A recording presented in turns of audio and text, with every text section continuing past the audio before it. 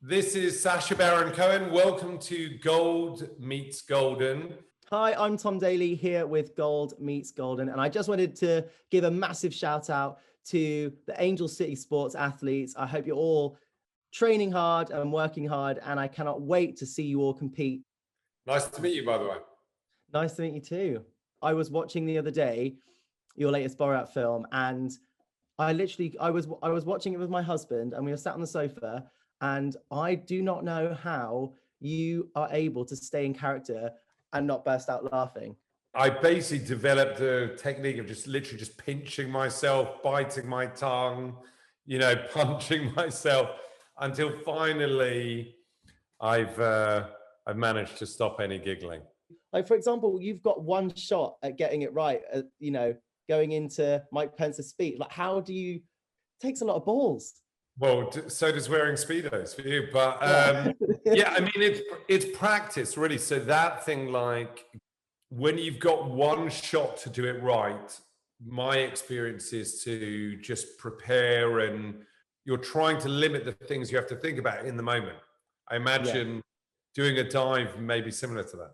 Yeah, you don't want to second guess anything. I mean, I use visualization a lot, like before every single dive, pretty much, especially in competition. And I mean, that's what we train for every day, is doing, repetitions of dive after dive after dive, and you almost practice it so many times that you can't get it wrong.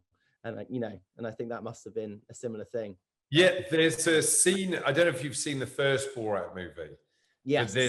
Oh, really? So there's a scene where I go to an antique shop and I fall over and I smash up the whole thing. And I knew, again, I had one take. And I thought the only way to do it, and I'd heard about visualization. Athletes visualize things and it reduces the likelihood they're going to get it wrong. And so I closed my eyes for a while, and obviously I hadn't seen any of it. And then if you see the scene back now, you realize there's only one way to do that routine. It's a really hard technical thing. I had to hit that, had to make my mark, and obviously had to visualize where it was all done. So I was stealing a technique from sports. Yeah. Oh my gosh. Because for me with diving, I know that what I'm doing exactly when I get on the board. And of course, you know what you're doing with your acting, but not like you can be like, oh wait, sorry, can we do that again? When things are smashed on the floor and the shop owner's like, what on earth's going on? I loved it. And we also watched part of Chicago 7 as well, which again was that's the thing, going from Borat to that is a massive flip on its head. So being able to do like that whole spectrum is very impressive. Oh, thank you. I mean, the thing was, I mean, nobody knew this while I was shooting Chicago 7, but a couple of days beforehand, I was shooting Borat. And I had to keep Borat completely secret, so I didn't tell any of the director and of the other actors what I'd been up to. But it was quite an odd shift to do at the time. I was going to say, at the beginning of lockdown, I took up knitting and crochet just as a random hobby. And so if there's going to be another Borat and you need a mankini, I've got you covered. Meanwhile, would you ever dive in a mankini? I mean, I've never tried.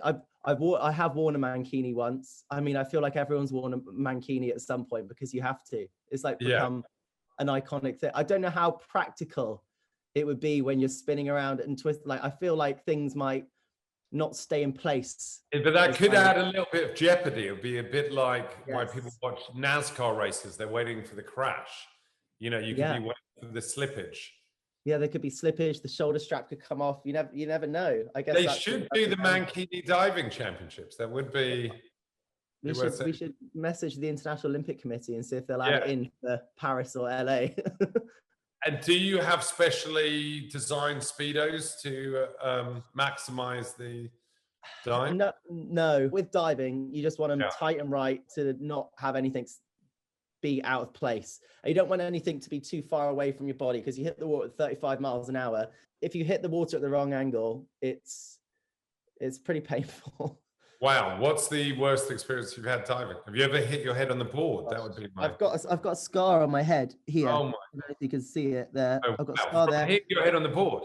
Yeah, I've got a scar on the top of my head here. I've hit my head on the board. I've broken ribs. There's something about like adrenaline roller coasters, scary movies, whatever. Like, I just love it. And I think that, you know, You'd diving probably gives me be that my every day. job. Oh God, but when it comes to like embarrassing, like, or like embarrassing things, I could never not care as much as you do to be able to go and do that without any kind of, like, that really takes guts to be able to go into a Or just setting. complete stupidity. Yeah, I mean, I love it. I love Me it. I and wish you I must could. have something wrong with us where you carry on diving after splitting your head open, and I carry on performing after something like the cage fight in Bruno. I mean, That was scary. That was. well, what we should do is we should get you.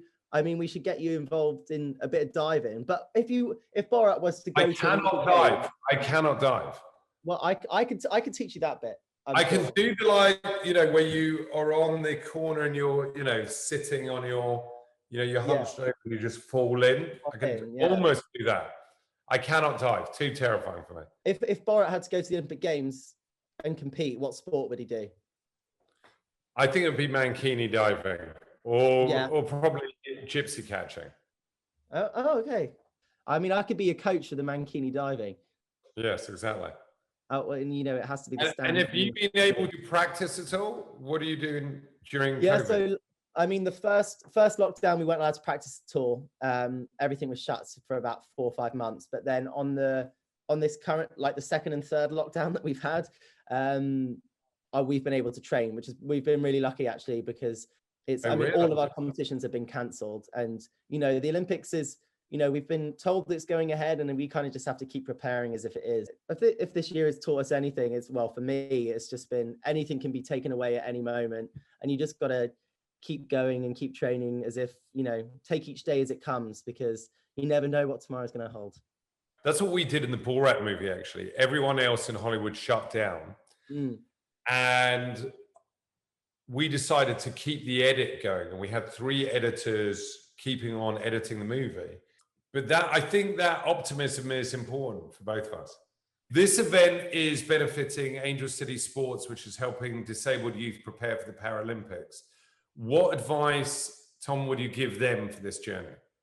I think the one piece of advice that I could give anyone is build a real support team around you, and don't be afraid to lean on your family members, your friends for support, because at the end of the day, those people around you are going to be what makes the difference. And to, you know, work as hard as you possibly can. And, you know, that moment when things all fall into place will be worth any of the sacrifices that you've had to make, worth all of the early mornings, the blood, sweat and tears. All of that will be worth it. And, you know, it's amazing to think that Angel City Sports are going to be helping people that are going to be, you know, possibly competing in as early as 2024. And then, well, hopefully by 2028 in LA as well. So it's a great cause. Tom, thank you very much, my friend. Great to meet you.